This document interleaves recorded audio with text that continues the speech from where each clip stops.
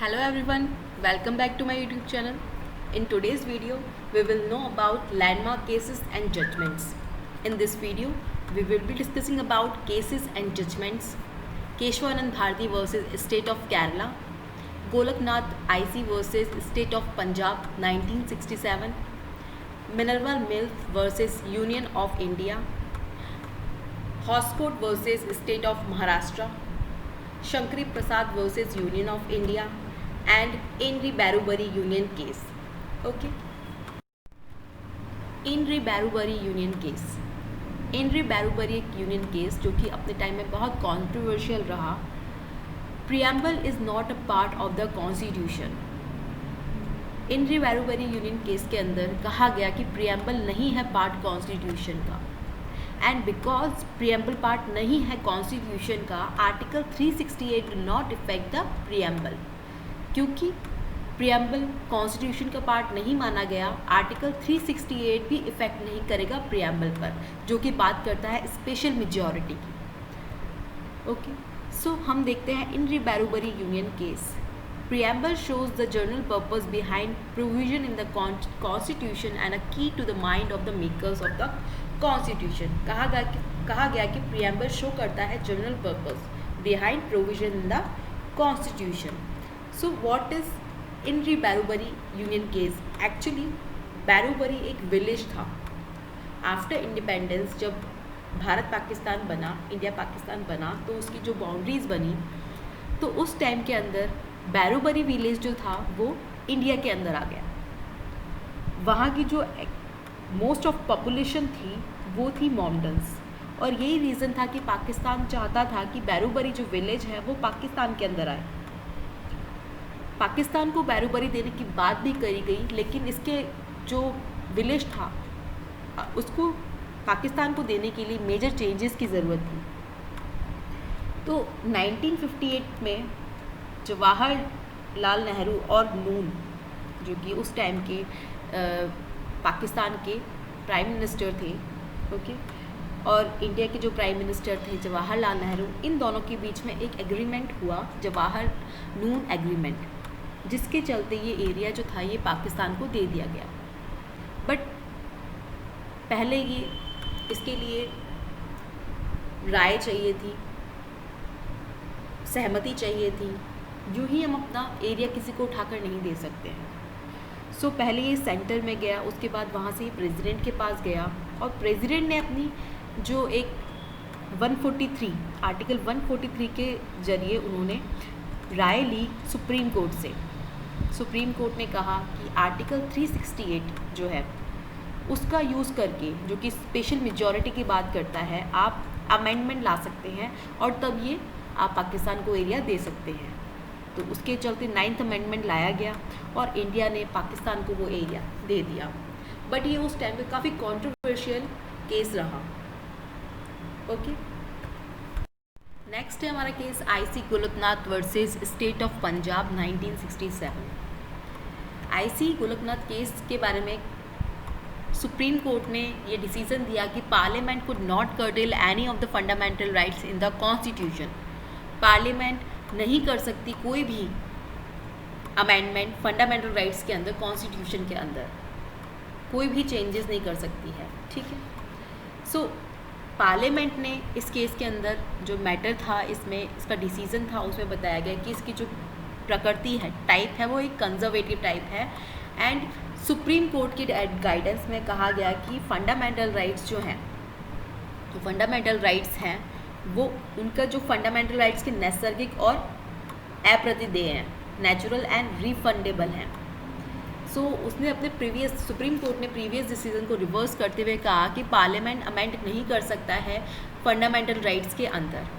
Okay, so case देखते हैं. Golaknath versus Punjab का जो केस है ये जलंधर पंजाब का केस है. इसमें जलंधर में एक फैमिली थी जिनमें 2 भाई थे और उनके पास 5 एकड़्स फार्मलैंड थी. ओके, सो 1953 में एक एक्ट आया था, टेनर एक्ट, लैंड एक्ट. ठीक है, जिसमें स्टेट गवर्नमेंट को पावर दी गई थी कि वह किसी की भी प्रॉपर्टी को एक्वायर कर सकती थी, और स्टेट गवर्नमेंट ने उन 2 भाइयों की जो ज़मीन थी, फार्मलैंड थी, उसको भी एक्वायर कर लिया. और उनको 30 एकर्स लैंड अपने पास रखने की परमिशन दे दी। जो लैंड थी वो स्टेट गवर्नमेंट एक्वायर करके टेनेंट्स के बीच में डिस्ट्रीब्यूट कर देती थी।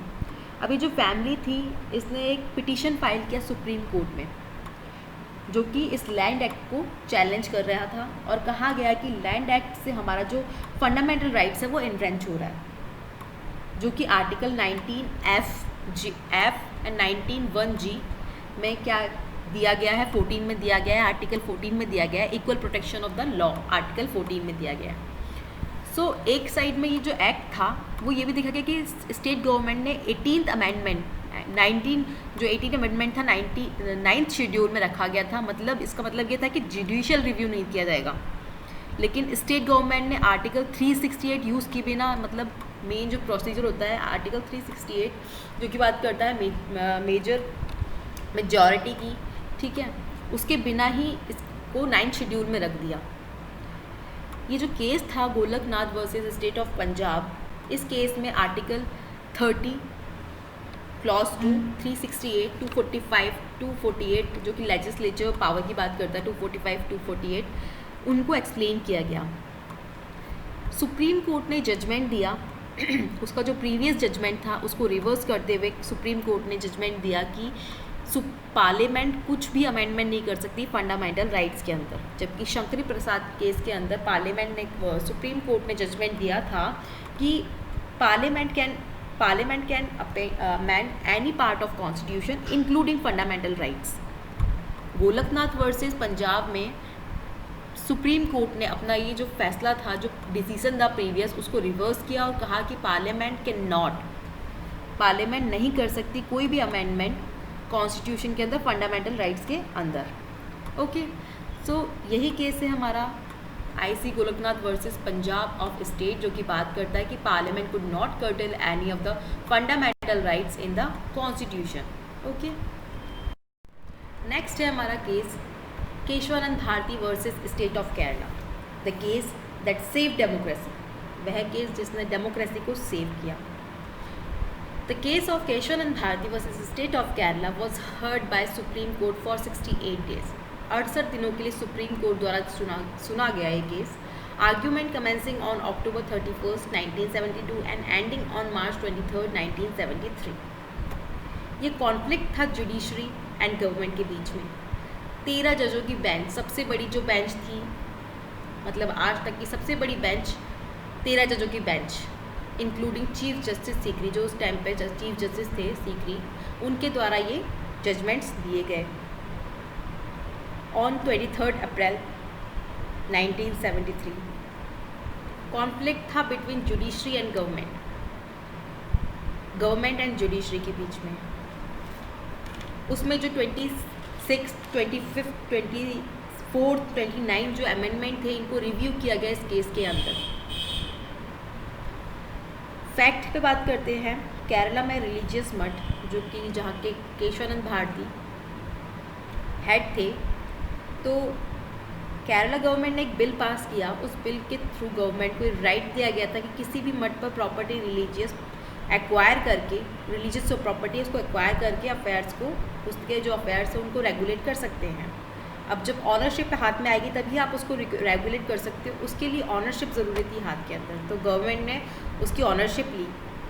तो केशवानंद भारती जो उसके मठ के हेड थे, उनको उस टाइम के सीनियर जज ने, नेम जिनका था भाईपाल वाला, उन्होंने केशवानंद जी को एडवाइस किया कि आप पिटीशन फाइल कीजिए अपने फंडामेंटल राइट्स के लिए।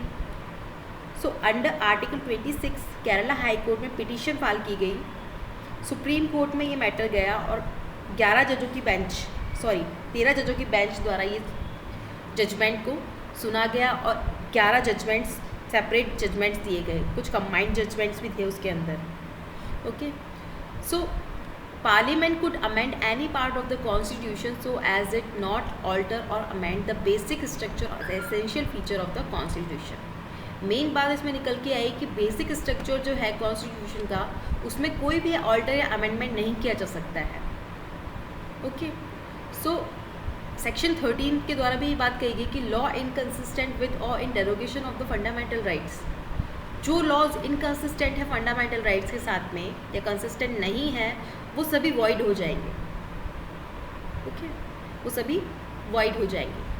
ये जो केस था Kesavananda Bharati versus state of Kerala, इसने सुप्रीमेसी ऑफ कॉन्स्टिट्यूशन के बारे में बताया कि कॉन्स्टिट्यूशन क्या है, सुप्रीम है। कॉन्स्टिट्यूशन क्या है, कुछ भी नहीं है, कोई भी कुछ नहीं है। और कॉन्स्टिट्यूशन के फंडामेंटल बेसिक स्ट्रक्चर के अंदर कोई भी अमेंडमेंट या ऑल्टर नहीं किया जा सकता है, ना ही फंडामेंटल राइट से कोई छेड़छाड़ की जा सकती है, उसमें चेंजेस किए जा सकते हैं।